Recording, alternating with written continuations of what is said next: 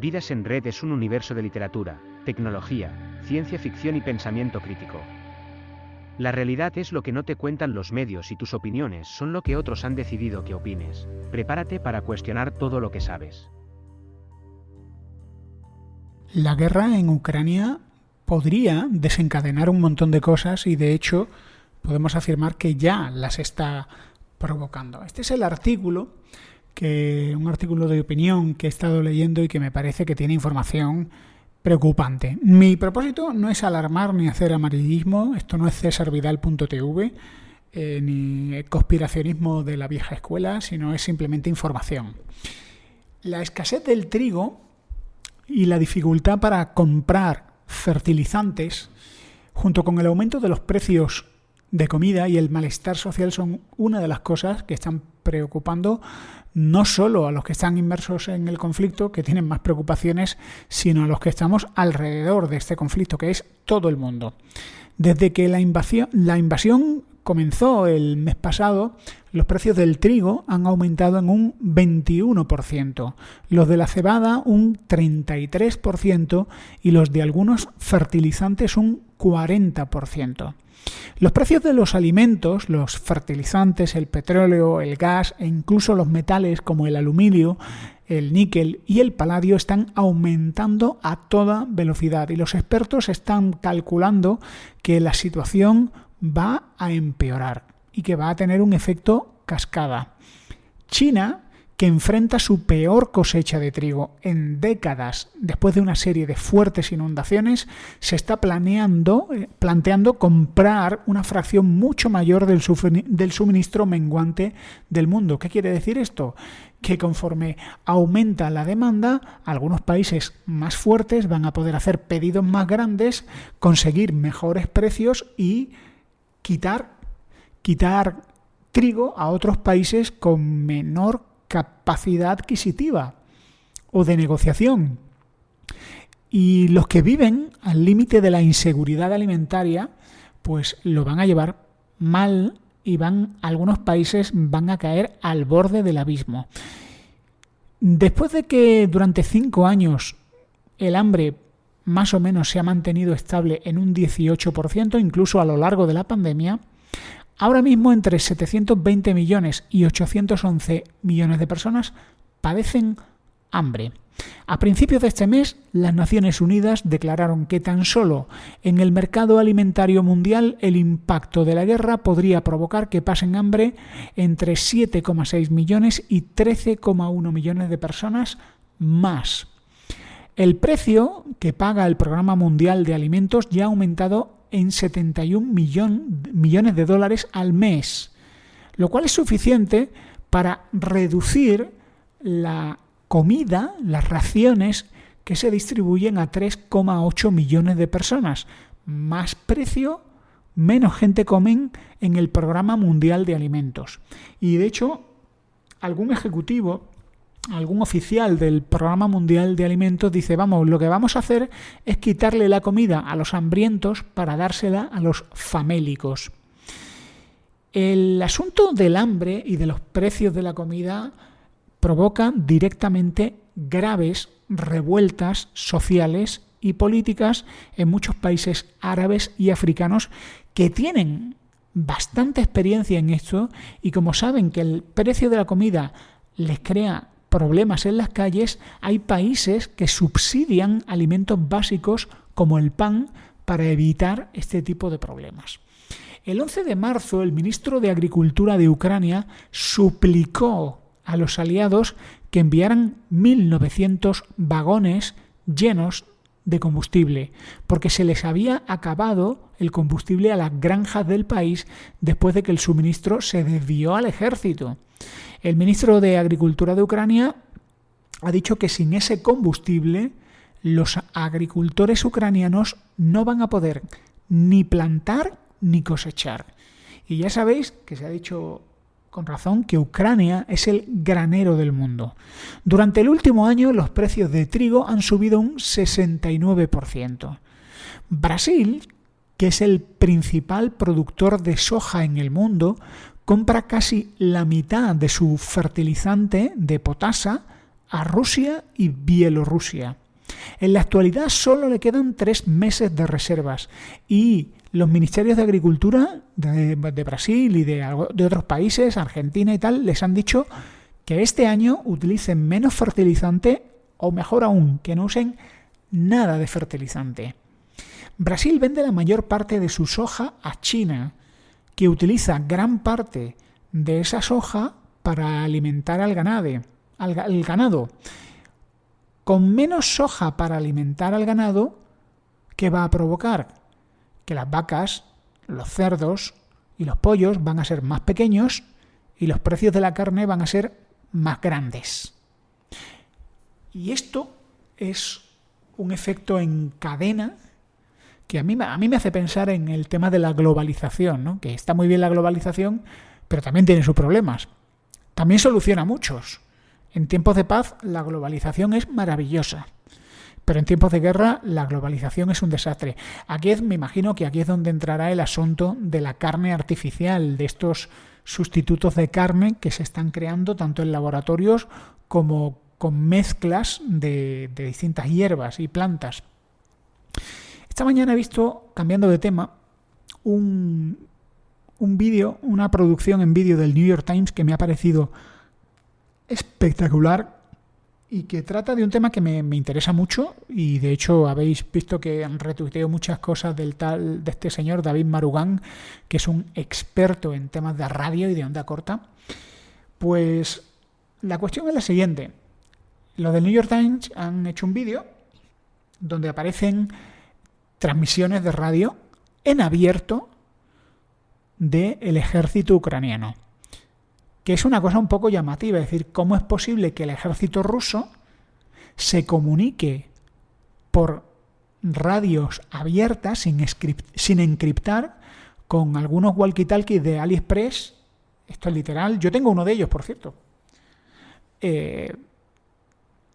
Y que claro, pues hay radioaficionados ucranianos que lo primero que hacen es grabar todas esas conversaciones, que son muy interesantes, con propósitos de inteligencia y propaganda, pero también se dedican a trolearles. A trolearles como ponerle musiquita, una musiquita así en plan de cachondeíto, para que los rusos estén todo el rato: Dmitry, ¿qué dices? No te oigo, repite, Dmitry, repite, una y otra vez. O se dediquen a insultarles y a decirles: vais a morir, rusos, volveos a vuestro país, aquí no hay nada que hacer, os vamos a dar para el pelo, ese tipo de cuestiones. Lo que más me ha llamado la atención de ese vídeo que tenéis en el New York Times es pues que como algunos rusos se ven, hablo de unidades militares rusas, pues pidiendo ayuda, necesitamos apoyo aéreo, nos están dando para el pelo, ayuda urgente, y luego el mismo ruso llorando. A ver, todo esto es posible, todo es susceptible de ser propagandístico. O no todo es propaganda, pero el mismo ruso llorando diciendo: necesitamos apoyo aéreo, necesitamos refuerzos, necesitamos comida, necesitamos combustible. Llorando desesperado, y la verdad es que se parece auténtico, también unidades rusas desaparecer. Y también lo que me parece gravísimo, y esto es una cosa que cada vez lo pienso más, dando órdenes para atacar edificios de viviendas de civiles, cosa que en esta guerra que se está retransmitiendo a todo el mundo gracias a los teléfonos móviles y a internet, es algo que clama al cielo.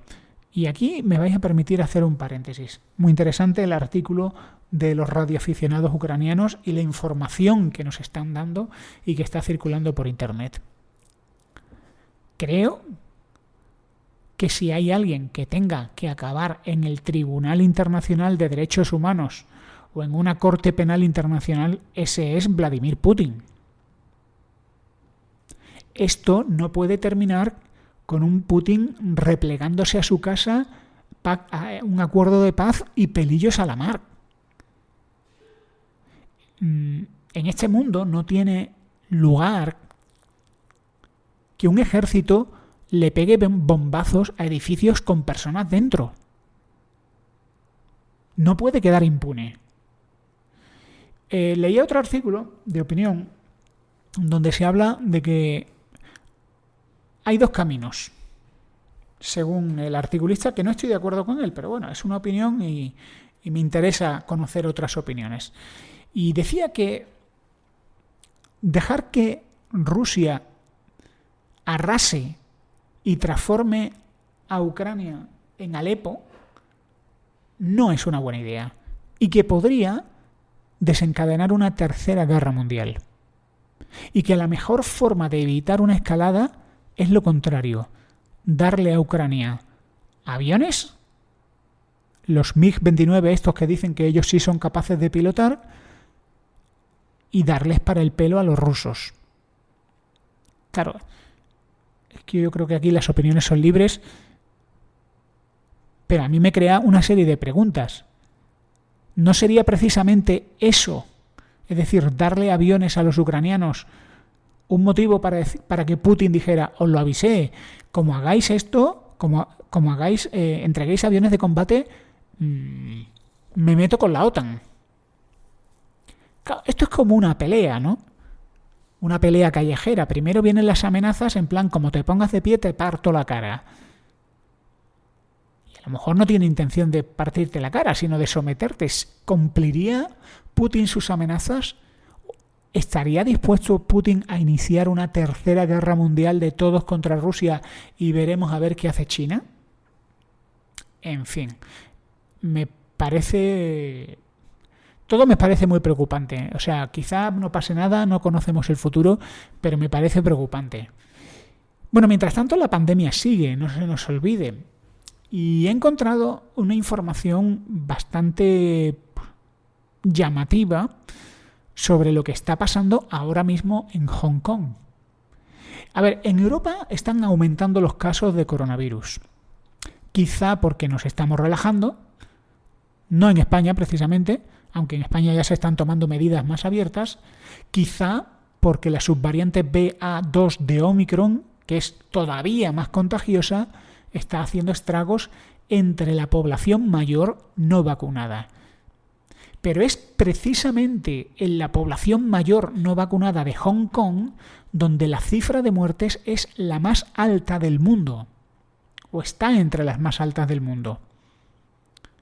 Hay que tener en cuenta que Hong Kong es uno de los países más densamente poblados del mundo. El suelo es caro, es escaso y mucha gente vive hacinada en viviendas muy pequeñas. Obviamente eso es un factor que propicia que el coronavirus corra a sus anchas. Pero se junta otra cuestión: la desinformación en redes sociales. Desde que comenzó la pandemia, mucha gente se dedicó a mandar mensajitos cuestionando la pandemia, cuestionando la utilidad de las vacunas, y esto hizo que mucha gente mayor no se vacunara o no se aplicara la segunda pausa de vacunación. Yo creo en la libertad de expresión. O sea, si hay gente que quiere andar diciendo por ahí que la gente se está muriendo de repentinitis y que no se vacunan porque la vacuna mata más que el coronavirus, que hay que ser irresponsable para decir eso, pero profundamente responsables, además de ignorantes, porque las cifras están ahí. Lo que tienen que hacer los estados es informar. En Estados Unidos siguen las muertes. Se siguen reportando 1.000 muertes diarias. ¿Por qué? Pues porque hay mucha gente que no quiere vacunarse. Y en Hong Kong están muriendo muchísima gente. Mirad, el 90% de los fallecidos en Hong Kong son mayores de 70 años sin las 2 pautas de vacunación.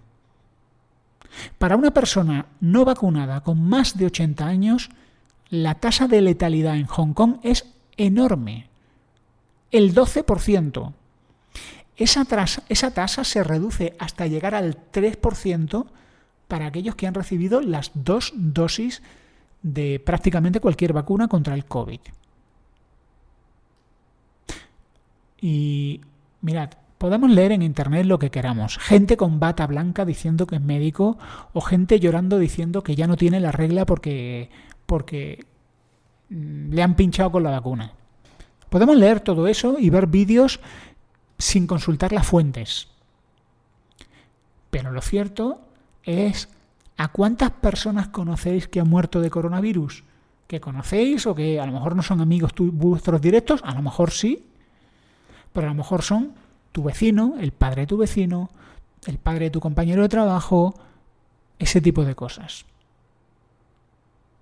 Ahora, yo cada vez más estoy viendo en mi círculo cercano de gente que conozco, personas mayores, ya conozco de momento 2 casos directos. Gente mayor que no se ha vacunado y ha fallecido. Así que, si tienes una opinión sobre esta pandemia, tenlo en cuenta.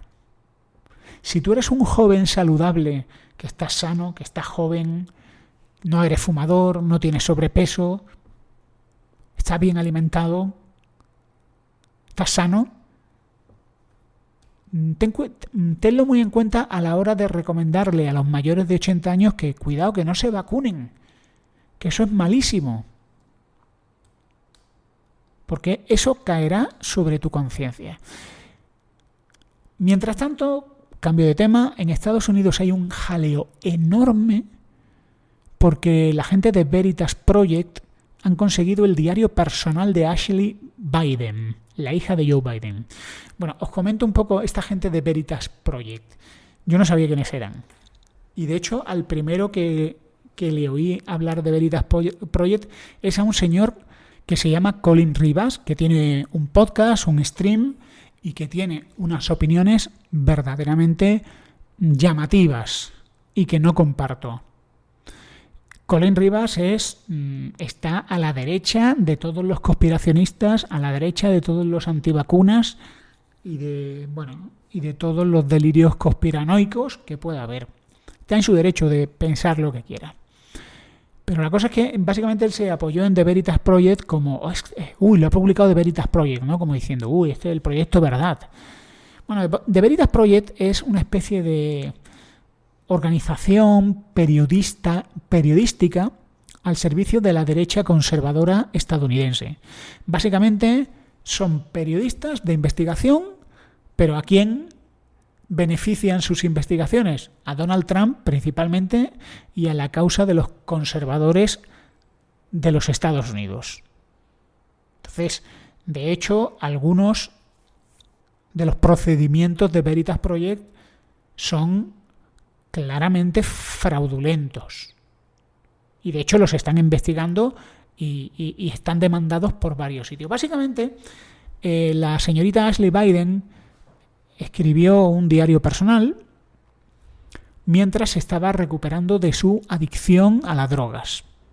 Por cierto, paréntesis, ¿qué le pasa a los hijos de Biden con las drogas?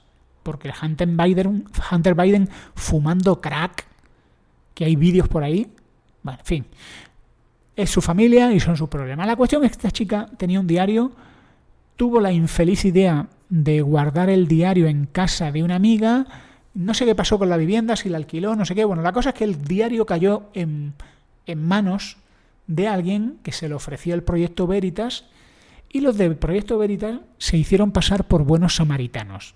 Llamaron a la familia Biden, oye, mira, pasa una cosa, tenemos un diario tuyo, jolín, nos sabe muy mal, pero oye, queremos devolvértelo porque somos buenos samaritanos, así que no sé qué te parece si quedamos contigo para entregar tu diario, porque es tu diario, ¿verdad? Sí. Entonces, básicamente, esta gente de Veritas Project hicieron un encuentro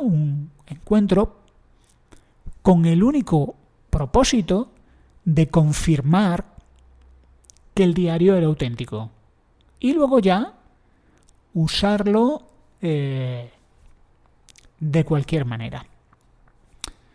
Y aquí me hago una reflexión, amigos.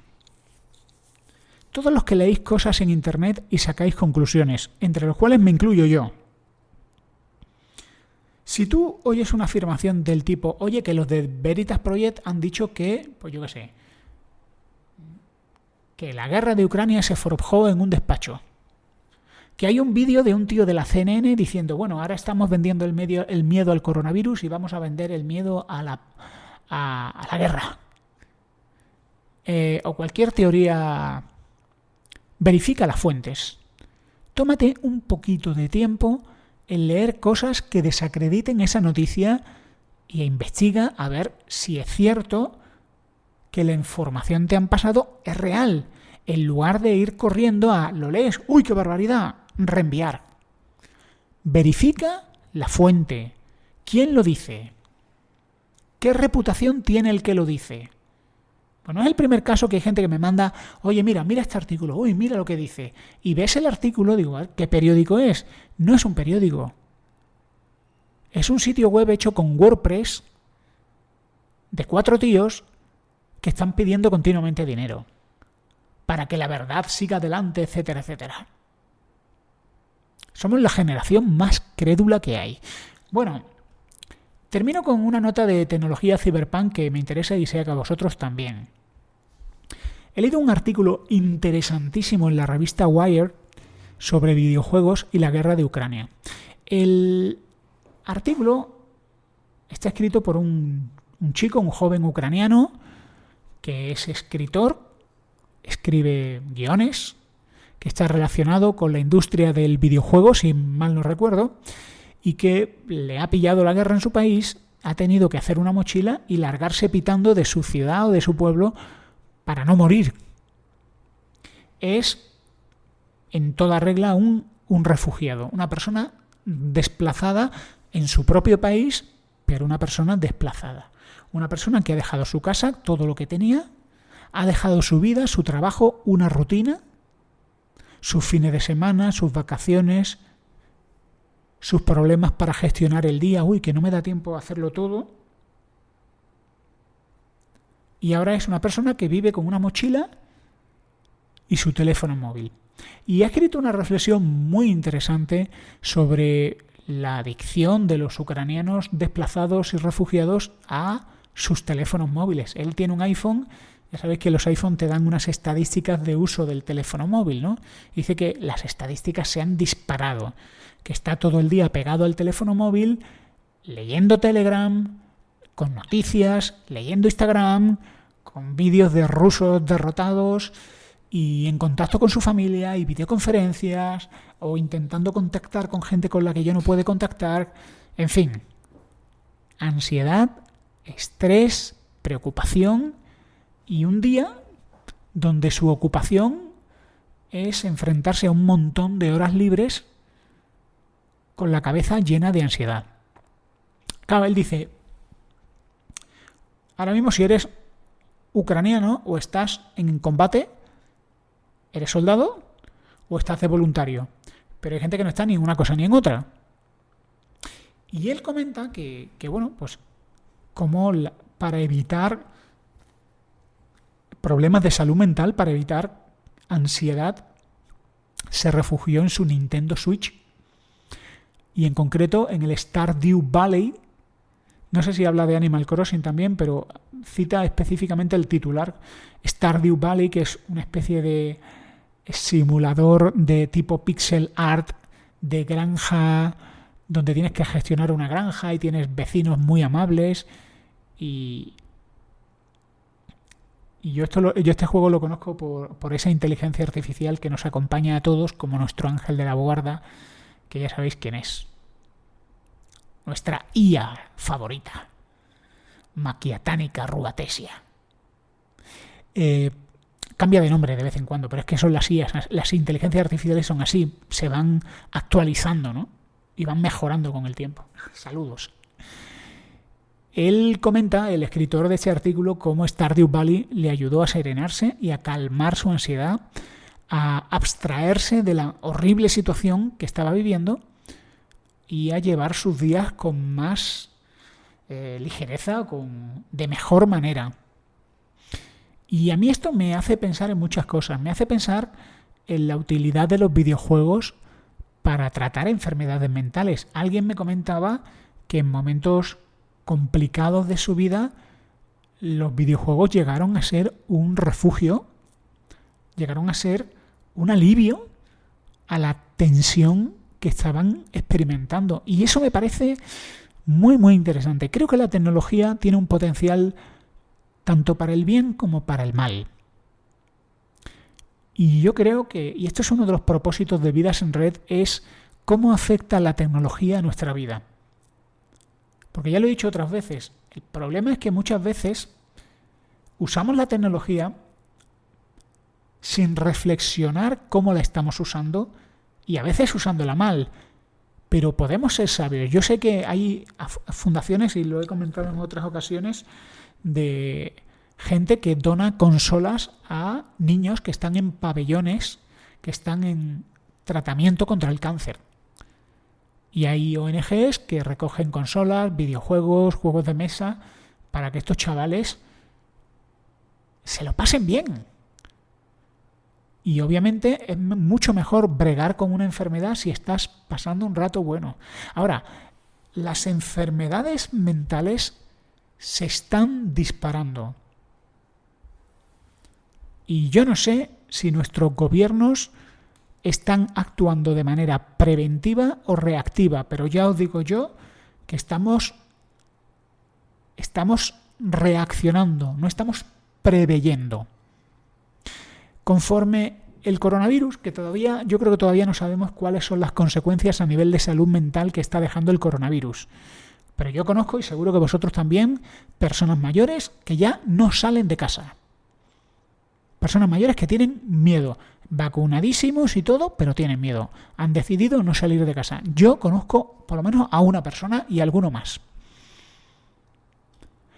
Hablamos de chavales jóvenes cuyo abuso del teléfono móvil durante el confinamiento ha degenerado en trastornos alimentarios y depresión. Y conozco, no directamente, pero por referencia, algún caso. Y ahora una guerra en ciernes que seguramente empezaremos a ver consecuencias. El otro día me hablaban de una chica joven, totalmente expuesta a las noticias, es decir, se levanta por la mañana escuchando noticias, se acuesta con noticias, su único tema de conversación son noticias, es una chica muy frágil que sufre ansiedad y que no lo está gestionando bien. En el mundo antiguo, ¿dónde se refugiaba la gente?